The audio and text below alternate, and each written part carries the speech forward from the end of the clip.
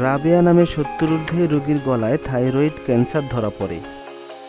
৩ বছর প্রচলিত চিকিৎসা নেয়ার পর যখন ক্যান্সার হতে ফোঁটায় ফোঁটায় কষানি ঝরে, যখন তার বিদায় পালা, ঠিক সে সময় শেষ উপায় হিসেবে ২৩ জুন ২০১২ তারিখ হতে আমাদের এইচডি হোমিও সদন থেকে নিয়মিত চিকিৎসা নেন।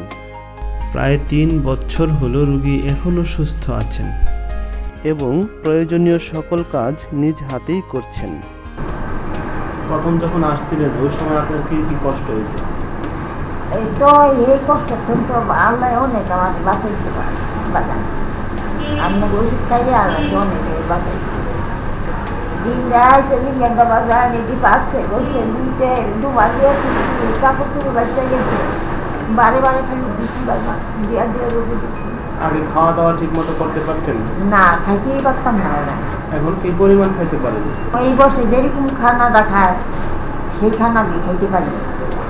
ওই সময় যখন এটা ছিল গলায় তখন কি কাজ করতে পারতেন? না, তখন কাজ করতে পারিনি। এখন কাজকর্ম সব করতে পারেন? বাগান কি করবো অনেক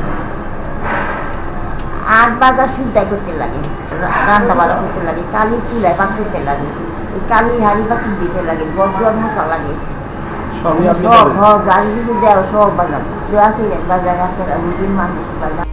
আপনার নিকটস্থ এইচডি হোমিও সদনের ঠিকানা জানতে মোবাইল করুন 01978789494 নাম্বারে অথবা লগ ইন করুন www.hdhomeo.com।